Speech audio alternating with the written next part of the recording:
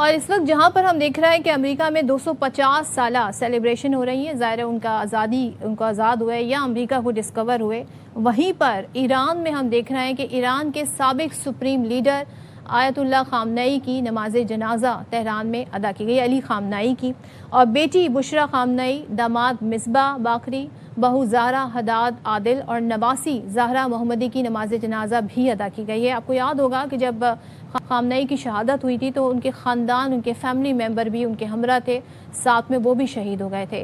خامنئی کے 3 بیٹے جنازے میں شریک ہوئے۔ صدر مسعود پزشکیان، عدلیہ کے سربراہ غلام حسین محسنی، اسپیکر باقر کالباف، شہید زہرا کے والد غلام علی حداد عادل اور صادق لاریجانی، علی باقری اور سپریم لیڈر کے بیٹے مصطفیٰ خامنئی، مسعود خامنئی اور میسم خامنئی بھی نماز جنازہ میں شریک ہوئے۔ وہاں سے جو ہم مناظر دیکھ رہے ہیں، جس طرح سے ہم پبلک کی محبت، لوگوں کا محبت اور لوگوں کی عقیدت ہم دیکھ رہے ہیں خامنئی سے، وہ ہمیں نظر آ رہی ہے۔ سربراہ پاسداران انقلاب، کمانڈر قدس فورس، حزب اللہ، حماس اور اسلامک جہاد کے نمائندوں نے بھی اس جنازے میں شرکت کی، جبکہ سرکاری حکام کا کہنا ہے کہ 1.5 کروڑ لوگوں نے نماز جنازہ ادا کی۔ اور یہ صرف ہم تہران کے آپ کو نمبرز بتا رہے ہیں، صرف تہران میٹرو ٹرین سے 75 لاکھ افراد نماز جنازہ کے لیے پہنچے۔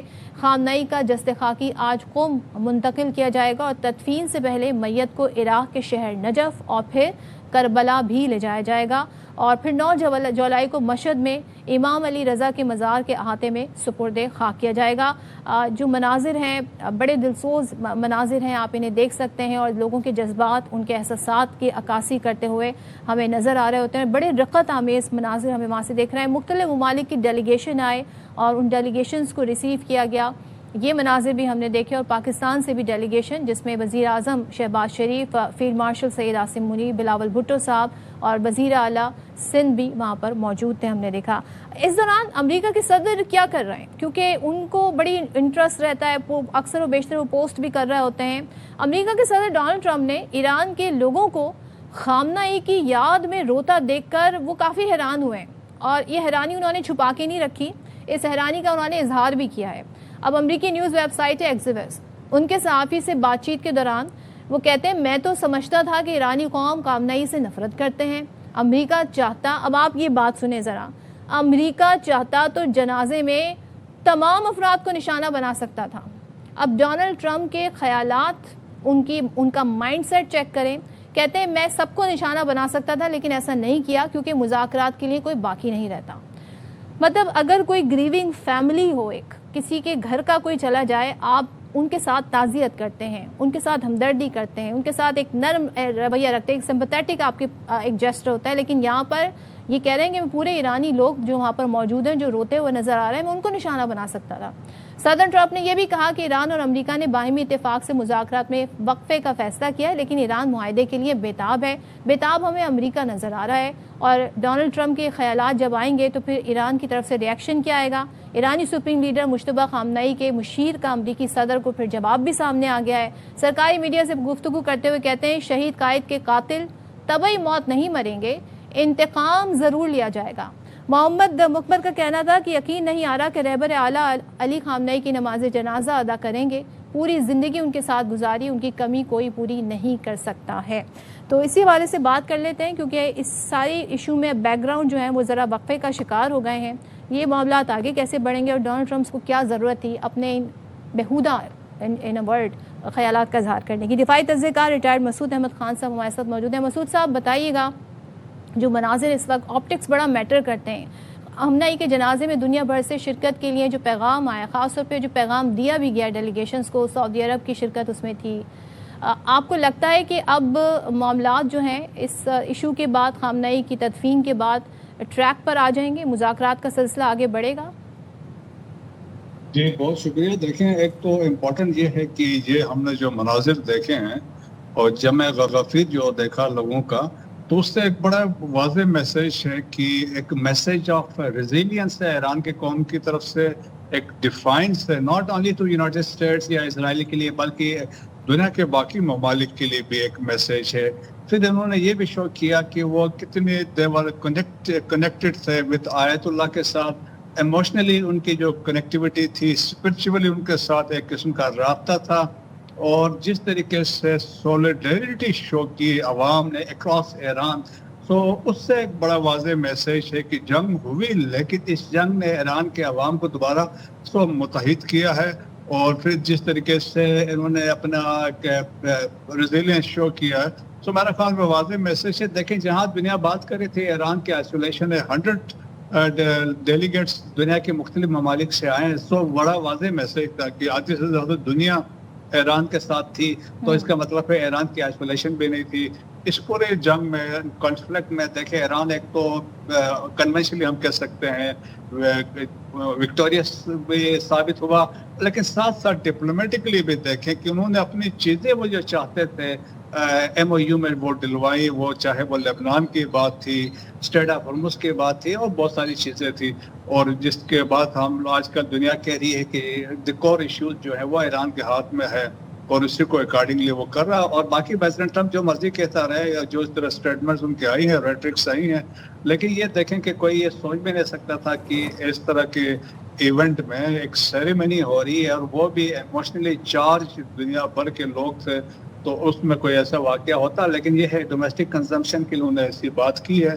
لیکن یہ ہے کہ اب بات چیت جو یقیناً اس کا سیکنڈ فیز ابھی ہونے والا ہے، اور یہ سیکنڈ فیز پاکستان میں ہوگا. اور لائکلی ابھی ان کے جو انٹیریئر منسٹر ہیں مومنی، وہ وزٹ کرنے آ رہے ہیں. ان کے ساتھ بہت بڑا ڈیلیگیشن آ رہا ہے، اس میں ٹریڈ کے لوگ ہیں، فارن آفس کے لوگ ہیں، مائنز اینڈ منرلس کے منسٹری کے بھی لوگ ہیں. اور اس کے بعد وہ بات چیت بھی یہاں پہ دوسرے سیکنڈ راؤنڈ ہوگی. اور پہلا راؤنڈ جو ہوا تھا دوحہ میں، اس میں پاکستان کے فارن آفس نے آلریڈی کہا کہ پازیٹیو ڈیولپمنٹس ہوئی ہیں. تو ہوپ فلی کہ دیکھیں it is in the interest of بہت کنٹریز، امریکہ اور ایران اور انٹرنیشنل کمیونٹی کے ہے کہ ایک فائنل ایگریمنٹ ہو تاکہ پیس اینڈ اسٹیبلٹی ہو ویسٹ ایشیا میں. اور ڈونلڈ ٹرمپ صاحب ظاہر ہے اب ان کی باتوں پہ کیا ہی یقین کرنا. وہ جب کہتے ہیں ایران بےتاب ہے اس معاہدے کے لیے، ایران تو اپنی تمام تر شرائط جو ہے وہ انکلوڈ کروا رہا ہے. امریکہ چاہے ایف اینڈ برڈز، بے برڈز، ادھر سے راستہ جو بھی اپنائے، لیکن کہیں نہ کہیں ہمیں تھوڑا بہت اگری کرتا ہوا نظر آتا ہے، باوجود اس کے کہ وہ بار بار یہ بیان ضرور دیتے ہیں جی کہ ہم کسی بھی طریقے سے جوہری ہتھیار انہیں نہیں رکھنے دیں گے. آپ کے خیال میں یہ جو مذاکرات کی جو کوششیں ہو رہی ہیں، امریکہ اس میں کس حد تک سنجیدہ ہے اس ایشو کو لے کر کے جو ایران کنڈیشنز رکھ رہا ہے ان کو مان لیا جائے، یا آپ سمجھتے ہیں کہ امریکہ زیادہ بےتاب ہے اور وہ پھر کہے گا جی کوئی ہرڈل کریٹ کیے بغیر چلیں جی جیسا بھی مذاکرات طے ہو رہے ہیں ہو جائیں؟ یقیناً دیکھیں کہ میرا خیال دو بڑے کور ایشوز ہیں. جس طرح اسٹریٹ آف ہرمز ہے، دیکھیں یہ پہلے وار سے پہلے اس کا کہیں پہ ذکر نہیں تھا. اب جو مین کور ایشو بنا ہے وہ اسٹریٹ آف ہرمز بنا ہے، اور آپ اس کو کہیں کہ ایک ویپنائز بھی ہو گیا ہے، ایک جگلر مین بن گیا ہے. سو آپ کی اکانومی جو بھی ہے وہ اب ایران کنٹرول کرنے لگا ہے. تو دس از ون تھنگ. اور پھر اس میں ابھی مسئلہ کیا آ رہا ہے، آرٹیکل 5 کی انٹرپریٹیشن پہ کنفیوژن ہے، ویگ ہے. تو اس پہ ایران اپنی انٹرپریٹیشن کر رہا ہے، امریکنس اپنی بات کر رہے ہیں. That is one thing. اور سیکنڈ ہے نیوکلیر والا ہے، اس پہ بھی بات چیت ہونے لائکلی یہ ہے کہ بات چیت کے ساتھ نیوکلیر پرچیز انڈرسٹینڈنگ ہو جائے گی. جہاں پہ پھنسیں گے تو وہ ایک تو یہ اسٹریٹ آف ہرمز والا ہے، کیونکہ اس پہ بہت لے دے ہو سکتی ہے، کیونکہ اس میں عمان بھی شامل ہے، جیسے کنٹریز کا بھی انٹرسٹ شامل ہے. لیکن جنرلی آپ دیکھیں کہ دنیا بھر کے کنسنسس سے فری اینڈ انکنڈیشنل پیسیج کی بات کر رہے ہیں دنیا، اور وہ سمجھتی ہے کہ یہ انٹرنیشنل واٹر ویز ہیں، اس پہ آپ کوئی ٹیکس نہیں لگا سکتے ہیں، اس پہ کوئی بھی قسم کی فی ہو نہیں سکتی ہے. تو اس پہ بات چیت ہوگی.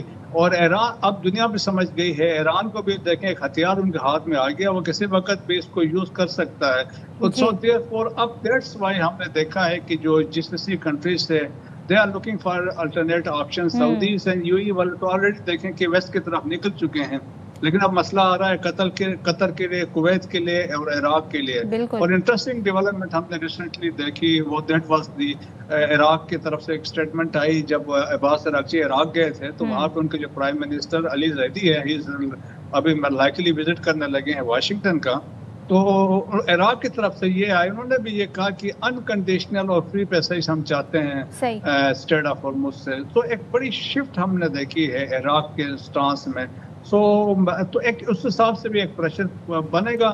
اور دنیا جس طرح ہے کہ لائکلی اب اسٹڈیز آ رہی ہے بائی ایئر 2030 یا 35 تک جو ڈیپینڈنس ہے ویسٹرن جو جسٹری کنٹریز کا جی آن اسٹریٹ آف ہارمز وہ ختم ہو جائے گا اینڈ وہ الٹرنیٹ مینس پہ جائیں گے. ٹھیک ہے، لیٹس سی. اب کہا جا رہا ہے جی مذاکرات کا اگلا دور پاکستان میں ہوگا، تو یہ پاکستان کے لیے بڑی کامیابی ان دا سینس کہ کوئی پاکستان پہلے دن سے یہ چاہتا ہے کہ امن کی طرف جایا جائے.